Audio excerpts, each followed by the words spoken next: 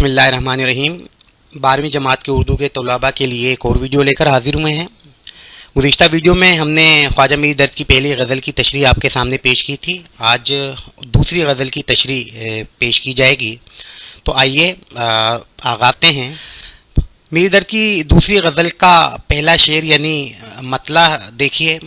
تجھی کو جو یہاں جلوہ فرما نہ دیکھا، برابر ہے دنیا کو دیکھا نہ دیکھا۔ تشریح سے پہلے حوالہ دیکھیے۔ درج والا شعر نصاب میں شامل میر درد کی غزل سے اخذ کیا گیا ہے۔ خواجہ میر درد نے اردو شاعری کو تصوف سے روشناس کرایا اور اسی سبب آپ اردو شاعری میں تصوف کے امام کے طور پر بھی جانے جاتے ہیں۔ کلاسیکی شاعری کے سنہری دور میں آپ نے غزل کے سینے کو حسن و عشق کی کیفیت کی جگہ یاد الہی اور عشق حقیقی سے بھر دیا۔ آپ کی قادر الکلامی صرف حقیقی موضوعات تک محدود نہ رہی، بلکہ آپ نے مجازی کیفیات کو بھی خوبصورتی کے ساتھ قلم بند کر کے اردو کے سرمایہ ادب میں خود کو امر کرا لیا ہے۔ میر درد کی غزل کے ہر شعر کے لیے یہی حوالہ درج کرنا ہوگا۔ آئیے اب تشریح کی جانب بڑھتے ہیں۔ تشریح دیکھیے۔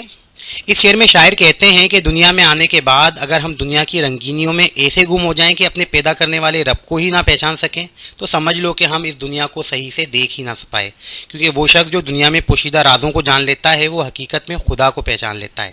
اسی لیے اگر دنیا میں رہتے ہوئے خدا کی حقیقت کو نہ پہچانا تو کچھ نہیں دیکھا۔ دیکھا جائے تو دنیا کی تمام تر رنگینی غیر حقیقی اور مجازی ہے۔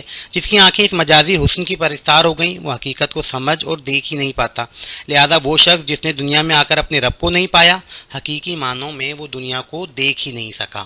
مماثل شعر دیکھیے۔ سودا ہزار حیف آ کر جہاں میں تم، کیا کر چلے اور آئے تھے کس کام کے لیے۔ دوسرا شعر دیکھیے۔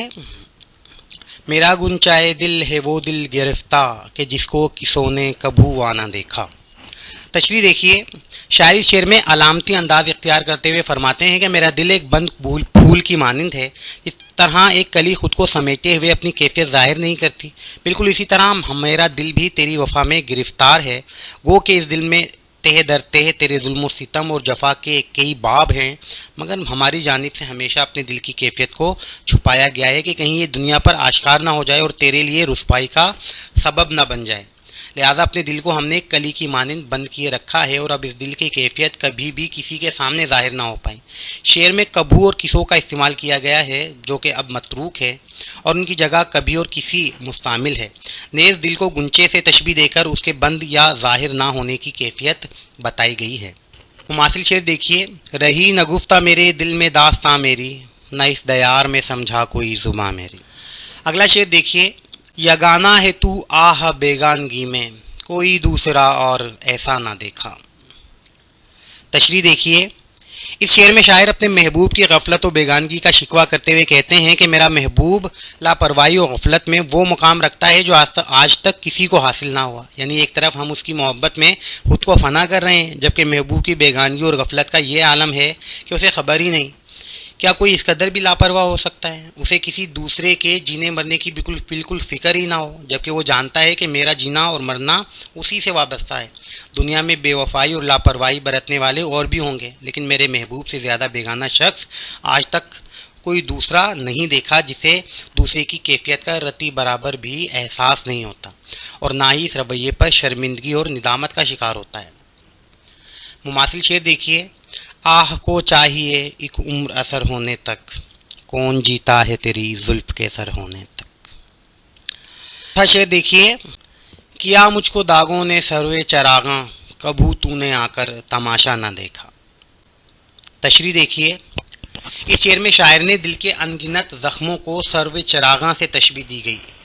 تو نے جو دل میں آگ لگائی ہے اس کے زخموں کو جمع کیا جائے تو یہ سرف کی مانند طویل قامت ہو جائیں گے اور جلتے ہوئے زخم چراغاں کی مانند سرف سے جڑے دکھائی دیں گے۔ بظاہر مجھے دیکھنے سے محسوس ہوگا کہ طویل قامت سرف کے درخت پر بے شمار چراغ روشن ہے، مگر حقیقت میں یہ کوئی تماشا نہیں بلکہ تیری جانب سے ملے ہوئے زخموں کا وہ طویل پہاڑ ہے جو دنیا کے لیے تماشے کی صورت اختیار کر گیا ہے، اور لوگ میری مجنوں کسی کیفیت کو دیکھ کر محظوظ ہو رہے ہیں، مگر افسوس اس بات پر ہے کہ تو اس تماشے سے محظوظ نہ ہو سکا۔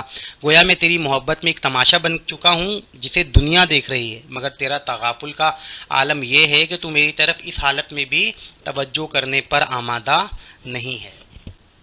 مماثل شعر دیکھیے۔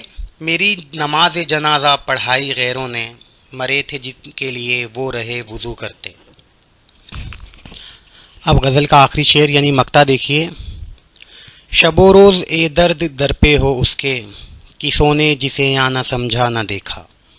تشریح دیکھیے، شعر کو عشق حقیقی اور مجازی دونوں کیفیات میں پیش کیا جا سکتا ہے۔ شاعر فرماتے ہیں کہ ہم دن رات اپنے محبوب کے در پر پڑے ہوئے ہیں اور اسی سے لو لگائی ہوئی ہے، مگر حیرت اس بات پر ہے کہ باقی سب لوگ اس سے اتنے غافل اور لاپرواہ کیسے ہو سکتے ہیں کہ اسے دیکھ نہ پا رہے ہوں، نہ سمجھ پا رہے ہوں، جبکہ ہماری کیفیت یہ ہے کہ ہم اسے صحیح طرح جان چکے ہیں، لہذا مجال ہے کہ جو اس کے در سے اٹھ کر کہیں اور چلے جائیں۔ اچھا عاشق تو وہی ہوتا ہے جو اپنے محبوب سے دور ہونے پر خوفزدہ ہو۔ شعر میں کسوں کا لفظ استعمال کیا گیا ہے جو کہ اب متروک ہے، اور یہ لفظ اب کسی کے معنوں میں مستعمل ہے، جبکہ شب و روز کی ترکیب تضاد کو ظاہر کرتی ہے۔ عزیز طلباء، آج ہم نے خواجہ میر درد کی دوسری غزل کی تشریح آپ کے سامنے پیش کی ہے۔ بہت جلد مزید شاعروں کی غزلوں کی تشریحات بھی آپ کے سامنے پیش کریں گے۔ اس وقت تک کے لیے اجازت دیجیے۔ اللہ حافظ۔